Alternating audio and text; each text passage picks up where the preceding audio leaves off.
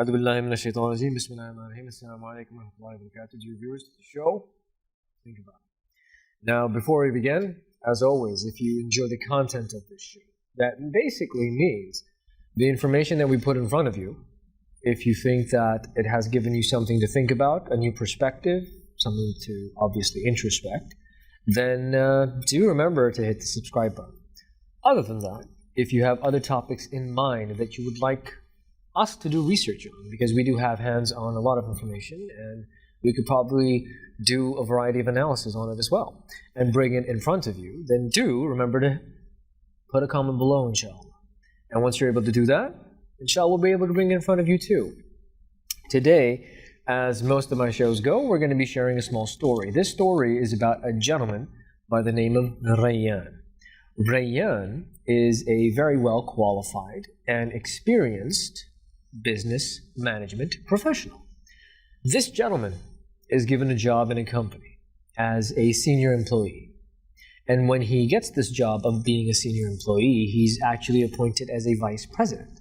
When he gets this job, he thinks to himself about all the different things he can bring about, implement, and all the different knowledge that he has about different facets of business that he could actually utilize, and the business could utilize from him as well, so that he can perform effectively.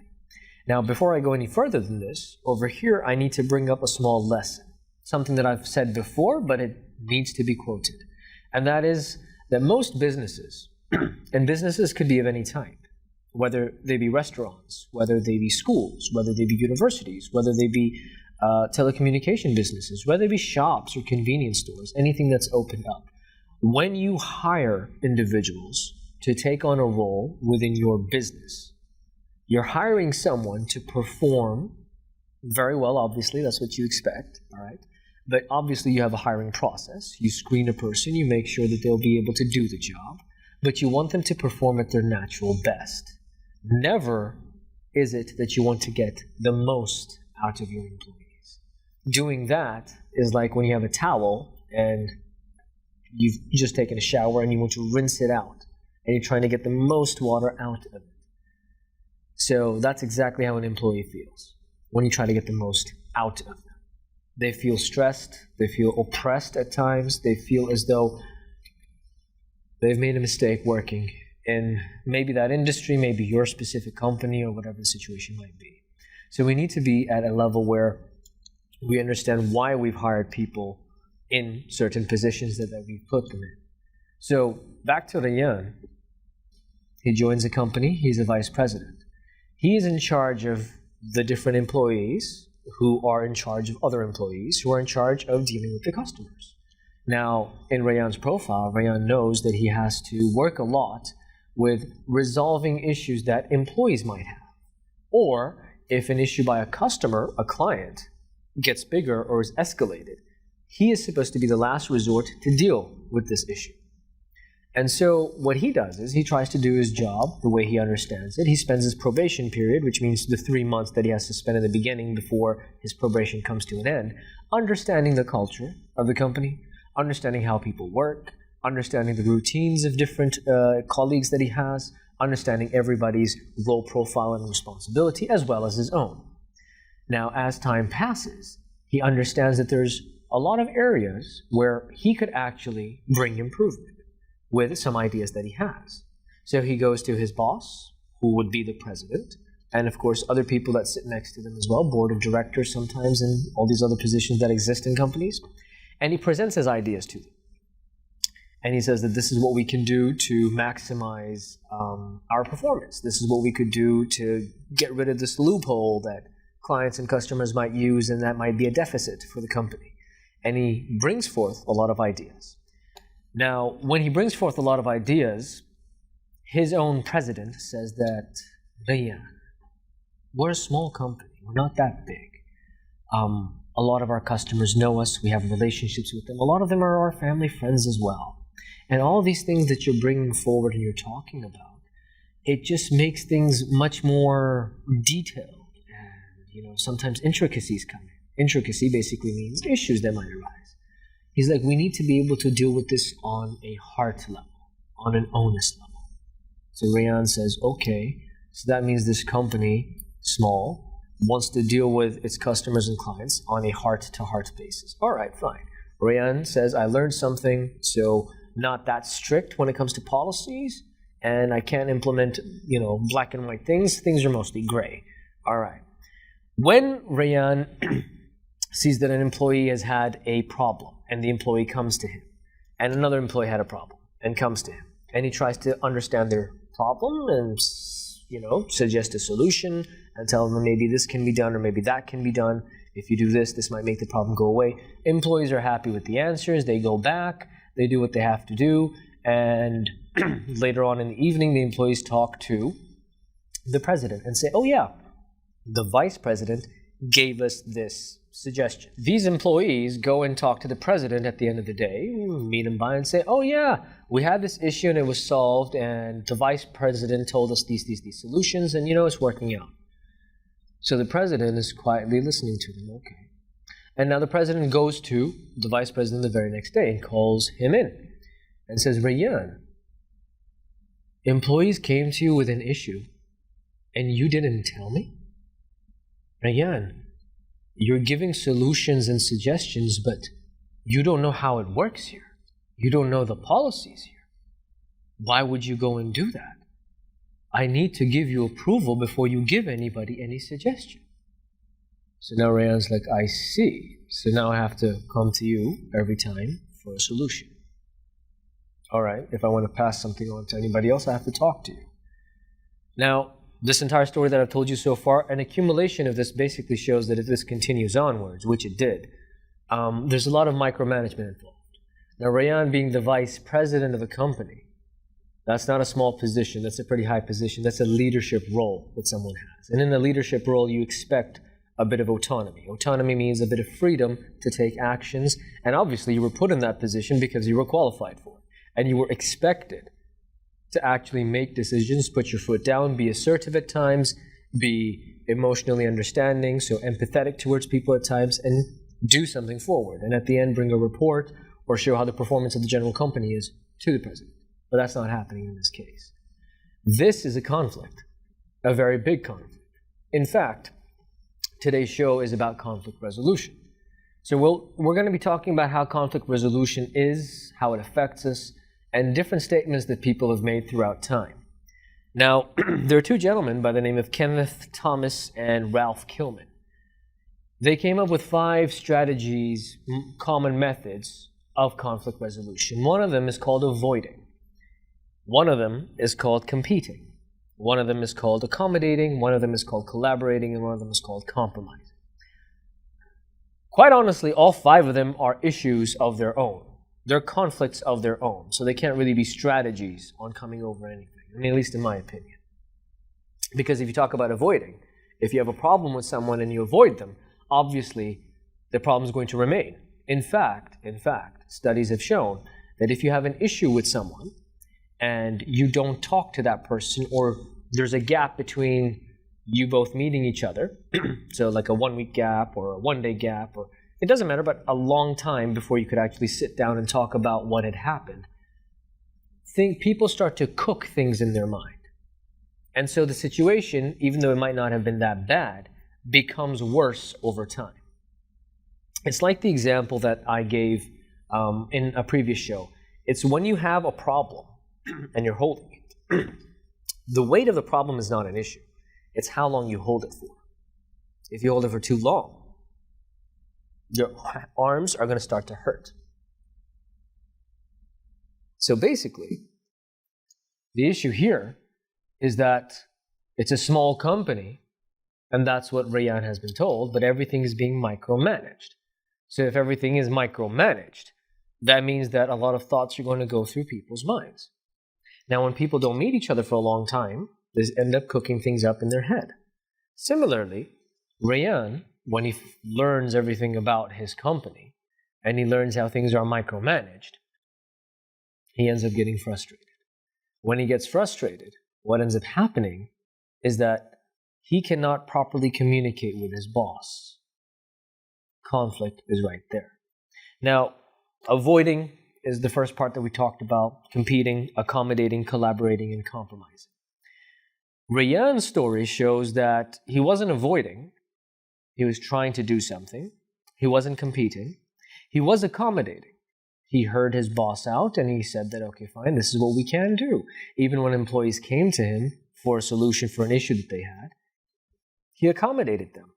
Collaborating is working together, which obviously Rayyan is trying to do with the president of the company, but there's a bit of a vague picture because Rayyan doesn't really understand how they would collaborate if Rayyan is not aware of all the policies. And these things are probably not mentioned in the handbook or his contract. Compromising is exactly what Rayyan is doing. These 5 points that Kenneth Thomas and Ralph Kilman came up with, they're not ways of handling conflict resolution. These are conflicts themselves.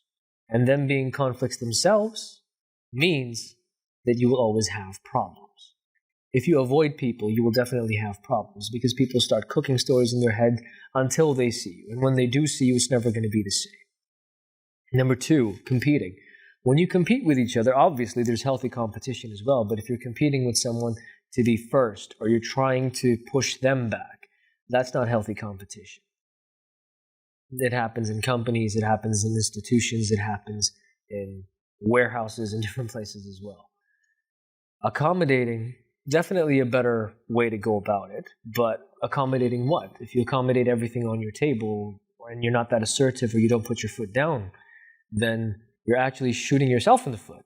Because if you keep accommodating everything, you're going to end up being confused. People are also going to be confused. There are some other strategies which actually solve conflict resolution. Well, which actually cater to conflict resolution. Because what is a conflict exactly? A conflict is a disagreement. A conflict is a battle. A conflict is basically a struggle that people are going through. And a conflict can also be known as a clash or a fight. That's what a conflict is. Anything that is displeasing or negative, right, that isn't going your way is a conflict. How do you deal with these things? There are a few very basic points which people can practice in their everyday lives, even in their homes when they have a conflict with someone in their family, or when they have a conflict with one of their friends, or when they do go to work and they get an opportunity to express themselves as professionals, you might have a conflict. These different strategies can actually help you resolve conflicts. Number 1 is called effective communication. What is effective communication? Effective communication doesn't always mean that you're open to talk to people. It means how you talk to people. So let's say you're a person who is a teacher and your principal, your vice principal has just spoken to you about an issue that has occurred and took you into confidence in explaining that issue to you and said that these are the next steps that you need to take. Now, later down the line, if another teacher has an issue and the vice principal calls them in, if that old teacher who was given a suggestion, who had a problem before, starts talking to the other teacher about, oh, this is what the vice principal told me, this is what happened, this is what it is, this is breaching confidence. This is not effective communication. Even if someone goes to them, why did you talk to the other teacher about what we spoke about the issue that you had? Oh no, I was communicating and trying to make it very clear that this is what you told me before. That's not how it works. You don't go and talk to people about things that they don't really have a say in, especially if you're in the workplace. If you're in the workplace, you don't go and talk to colleagues about policies or what someone is saying that does not concern or affect them directly. If it does affect them directly, then it's actually something you speak about. On that, you don't. Number 2 is active listening. What does active listening mean? Active listening is not sitting down looking at someone and saying, yes, you're right. Active listening is actually a strategy. It's before you state your opinion, you hear everyone else out. Be the last to speak. That is active listening, actually. It's very easy to say, it's very difficult to do.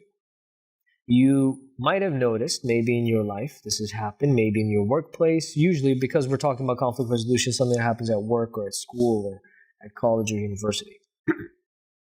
Someone of a senior post might come up and say that this is the problem, this is what I think is the solution, this is what we can do, but hey, I want to listen to your ideas and I'm open to everything. Too late. The moment you've given your suggestion, depending on your rank and position, people would either shut themselves off because you've already given your suggestion, or you'll have a power struggle. People are going to start competing with you, fighting with you, arguing with you about what a solution can be. What you do is you sit down and you say that this is an issue that we're having, and we need to come up with a way to resolve it. And to resolve it, we need professionals. Professionals like you. You've been entrusted with roles in this organization. You are people that we have absolute trust in. You have autonomy over what you do, and we would really appreciate and value your suggestions on how to tackle this issue. And then you hear people out. And when you've heard everyone out, you actually end up getting a lot of information. You might end up learning something as well. And when that happens, at the end, when you're the last person to speak, you've heard everyone out. You did have suggestions of your own, but now maybe your suggestions have been edited. Maybe they've been adapted. Maybe you've developed them while you were listening to people. Maybe you're going to include them when you say something. And that is active listening. Effective communication, the very statement I said as an example, is what effective communication is. Effective communication is not telling people what you think. It's not telling people what to do. It's not telling people what you expect from them. Effective communication is making sure others understand that they can speak with you openly, that they can trust you. That is effective communication.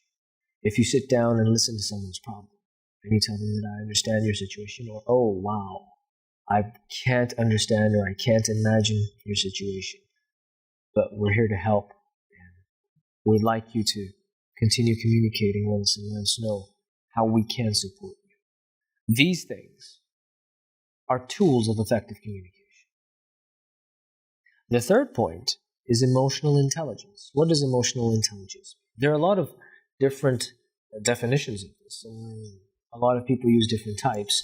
I'm going to be talking about the one that I've researched and the one that I've used at times as well, in my own capacity as a professional.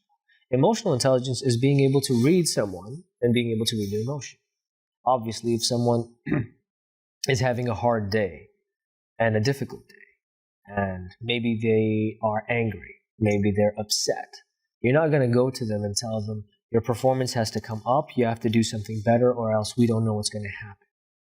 This is not emotional intelligence. Emotional intelligence is understanding how people are in front of you, how they're feeling, taking their feeling, understanding their feeling, and telling them that we understand how you feel at this current moment. You're having a difficult day, you're having a difficult time. But with this said, you're over here working. You have a role. You have certain responsibilities. Is there something we can do to help you fulfill those responsibilities? Is there something we could do to help you do your job?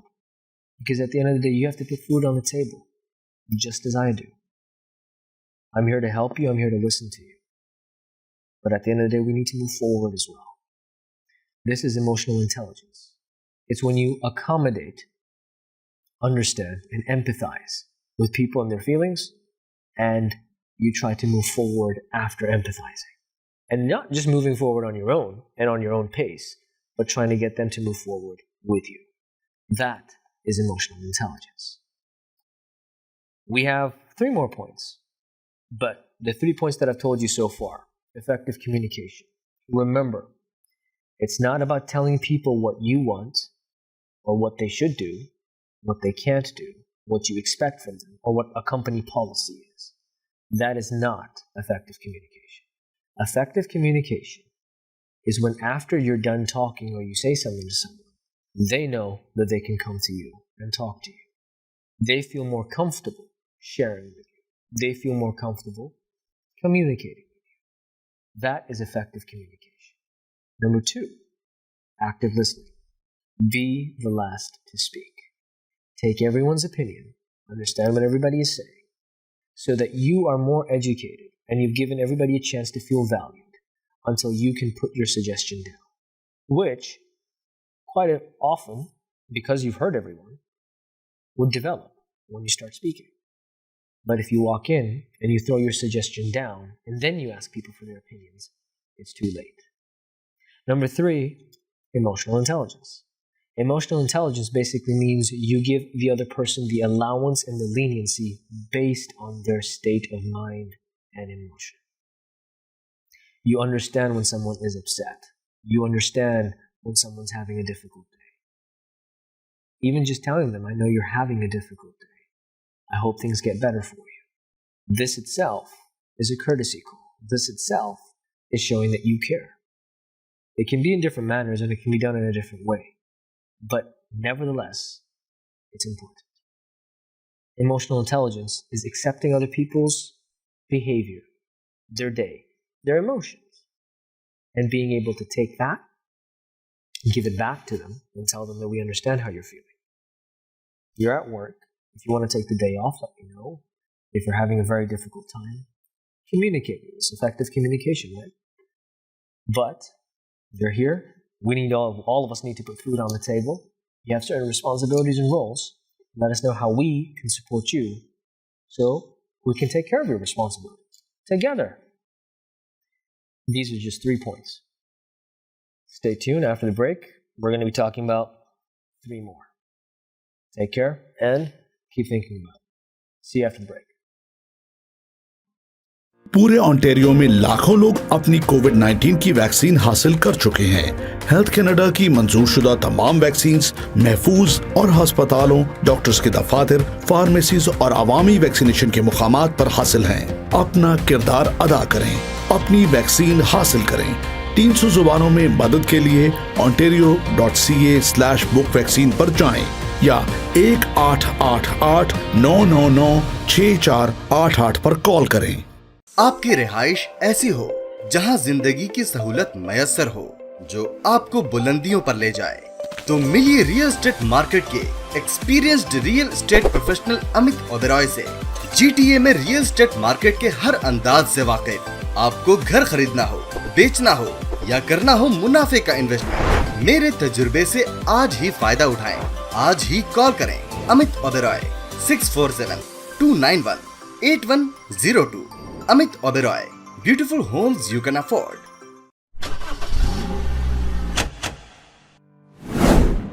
2020 का लाजवाब offer, जहां हम 0% financing पर आपकी मनपसंद car दे रहे हैं, free winter tyres और साथ ही हम मुफ्त ऑयल चेंज भी दे रहे हैं, वो भी उम्र भर के लिए।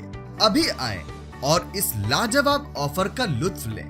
जल्दी करें, आपका खुशामदीद हमारे आउटलेट में, जो कि 60 Queens Plate Drive at intersection close to highway 27 and Rexdale opposite to Woodbine race track. जल्द से जल्द इस ऑफर का लुत्फ लें। आज ही कॉल करें सुनील अग्रवाल को 647-703-0218। KK Travel believe in providing everyone the first-class customer service. We take care not only for your air ticket, but dignity and respect as well. We are available for you anytime on WhatsApp, even while you are in Pakistan or any other destination. KK Travels guarantee lowest prices and are open to price match any airline. We are KK Travels under supervision of Qais Khan at 905-367-9433. or visit www.qaskhontravels.com. Bismillahirrahmanirrahim. Welcome back to the show. Think about it. We left talking about conflict resolution. We talked about certain aspects and things made by certain authors, such as Kenneth Thomas and Ralph Kilman. We talked about 5 points, which aren't really ways of solving conflict resolution. They're more like conflicts in themselves. And then we talked about 3 strategies which actually help you resolve conflicts: effective communication, active listening, and emotional intelligence. Now we're going to be taking a look at a few more points. The first one, after the break of course, so 4th in total, would be mediation and facilitation. What does mediation mean? Mediation means is that there are problems occurring between 2 people, and you're someone there to support them so the problem dies down and they become okay with each other. That's mediation. How do you mediate? To mediate, you must be able to make sure that both parties, both people that are in a problem, they understand that you are on both their sides, and you're here to help both of them. Obviously, if you have a relationship with them when you're working with them, then they know you by your relationship. But if you hear a problem, you understand what both of them say, it's up to you to find out a way to get to the bottom of it. So if someone says that, oh, I have this issue with this guy because he did XYZ, but my job is XYZ, he's supposed to do ABC, then you talk to him. You tell the person who's supposed to do ABC that you did XYZ, which is fine, you helped your colleague out, but at the end of the day, he felt a bit offended by it. Both of you are professionals, both of you are hired, and you're supposed to be examples for junior level employees to follow. So both of you are assets for this company, and the company can't really afford for two well-rounded individuals and professionals to come into this type of a problem. So what can we do right now that would help you feel better and that would help you feel better? And that we could put this to bed and both of you professionals can get back to work together. Language, the way you use it, is very important. Because the moment your language changes, the moment you're unable to communicate effectively, you're not able to use the right statements and phrases and put the right feeling with it as well, you have issues. And the conflicts don't really resolve. So how do you mediate? Mediating is understanding both points of views and giving a suggestion which you know both might be interested in. You could also give a suggestion that both of them brush off, or one of them brushes off. You're like, okay, fine, you didn't like the suggestion that I put forward. I understand and I respect that. You have to understand I'm just here to support you and him or her to reach an amicable solution so that both of you can get back to work and we can make sure that our team becomes stronger. So what do you think would be a good solution? You hear them out. And then you can try giving another suggestion after that. But this is what mediation is, basically. It's being able to stay absolutely, which is point number 6, calm. Being calm, staying calm, is a very big part of conflict resolution. Staying calm basically shows people that you're in control. Staying calm probably also shows people that you haven't figured out, which means that you know exactly what you're talking about, you know exactly what you're going to be doing, and how you can support people. That is staying calm. With that, when you want to mediate, staying calm is absolutely important. With effective communication, staying calm is absolutely important. Being an active listener, you always have to remain calm. Because if you're too excited about what people are saying, it gives you away. People don't take you seriously. Then comes point number 5, which is problem solving and critical thinking. Problem solving is very simple. You have an issue in front of you, you think of a solution, you're like, this is what can happen, let's go forward with it. You solve that issue. It might be a short-term solution, it might be a long-term solution, whatever it is. It is a learning curve for you. Once you've solved the problem, you see the reaction to that solution. You see the consequences and the results of that solution. If they work for you, great. If they don't, you're actually learning, because the next time you get a similar problem, you're not going to solve it in the same way. So problem solving doesn't always mean that you get it 100% right. Problem solving means you took care of something, and now you're waiting to see how the results will unfold, so that either you could take care of it again in a better way, or whether your method was so good and it worked so well that this is something you could use for other problems of a similar nature. This is problem solving. Critical thinking is being able to think about all the repercussions that could happen. So if there's a problem, let's say in a business, think about how it affects the clients, the customers, the employees, the stakeholders, the company itself. And critical thinking would be looking at it in different perspectives. So basically, thinking about it from different points of view. That is what critical thinking is, basically. And if you don't have that, your problem solving skills are not going to be that effective. Most of them will probably be short-term and you'll have to change them every now and then. But that's why problem solving and critical thinking go together. It's because you're looking at things from different angles and you come up with a solution. And then you wait to see the reaction to that solution and how things play out. If they play out well, you're on a good track. If something needs change, you've just learned something. With all of this being said, conflict resolution is actually a learning curve. Every time you have a conflict, every time there's a problem and an issue, it is an opportunity for you to learn something, whether it be at home, between brothers and sisters, husband, wife, family, in-laws, all these different things that happen that are quite common. At work, at school, between students, between teachers, between employees, between people who work as salesmen, whatever the case is. Every time you have a conflict, it is a learning curve. One important takeaway that I want to leave everyone with today is that conflict resolution is not that difficult. It just needs practice. What makes things difficult is your character, your approach, and the way you think about conflicts. If a conflict is a very big issue for you, it will be a very big issue when you try to solve it. If you think of it as a learning curve, you're going to walk away learning something. So don't avoid. That's the worst thing you could do. Don't compromise, because if you start compromising, people will take you for granted. Don't compete, at least not always in all scenarios. Because when you compete, you create a toxic environment, a hostile environment at times as well. Because then there's no trust. It's if I do better, I go up. If you do better, you go up. So sometimes instead of me trying to do better, I'm trying to make sure others don't do better. Collaborating is a good thing, but it depends on what type of collaboration you're doing and whether collaborating is going to lead to competing or not. But at the end of the day, conflict resolution is actually a mindset. The biggest learning curve you could have. So, communicate effectively. Listen actively. Understand others' emotions because that will make you emotionally intelligent. Remember, always, when you do problem solving, you're looking at the results and how you could make it better. And always, always stay calm.